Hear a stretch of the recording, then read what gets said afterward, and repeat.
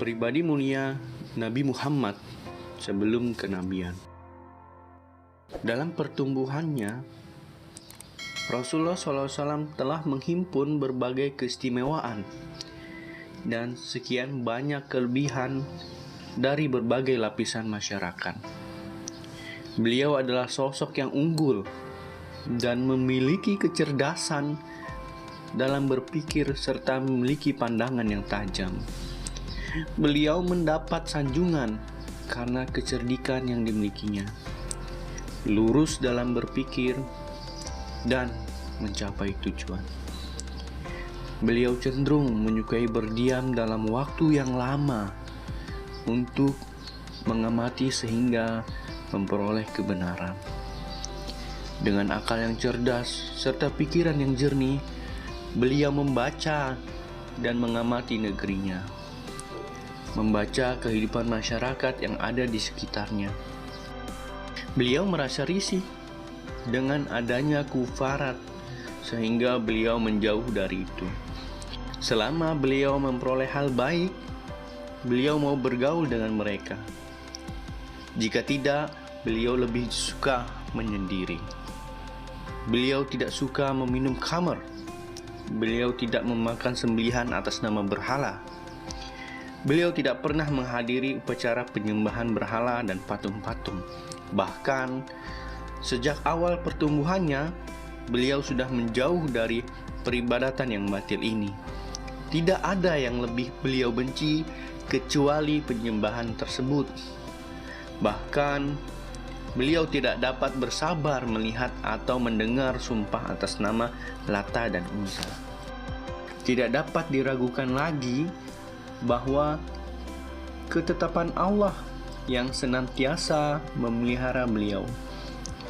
Apabila muncul gejolak nafsu yang mendorong kepada kesenangan duniawi, dan ketika terbesit keinginan untuk mengikuti tradisi yang buruk, maka Allah akan menolongnya dengan memasukkan kesadaran yang memberi batasan antara beliau dan perbuatan buruk tersebut.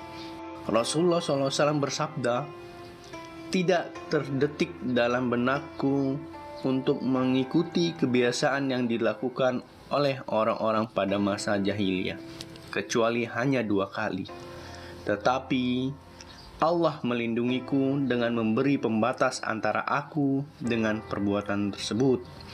Setelah itu, aku tidak memiliki keinginan apapun sampai aku dimuliakan oleh Allah dengan risalahnya. Satu malam, aku pernah berkata kepada teman segembalaku di kota Mekah, 'Awasilah gembalaku, karena aku ingin masuk ke kota Mekah dan hendak berbincang-bincang dengan pemuda yang lain di sana.' Dia menjawab, 'Akan aku lakukan.' Kemudian aku pergi. Sesampainya di dekat rumah pertama di sana, aku mendengar suara rebana. Aku bertanya, 'Ada apa ini?' Mereka menjawab, 'Ini adalah perayaan pernikahan Fulan dengan Fulanah.' Kemudian aku duduk dan turut mendengarkannya. Namun Allah menutup telingaku dengan menidurkanku. Ketika aku terbangun, matahari sudah meninggi. Aku pun kembali kepada temanku. Lalu ia bertanya, maka aku menceritakan apa yang terjadi. Kemudian di malam yang berikutnya, aku melakukan hal yang sama. Hal yang sama pula terjadi padaku. Setelah itu, tidak pernah ada keinginan lagi untuk berbuat hal yang buruk lagi." Dari Jabir bin Abdullah, dia berkata, ketika Ka'bah sedang direnovasi, Nabi Muhammad bersama dengan Abbas mengambil batu.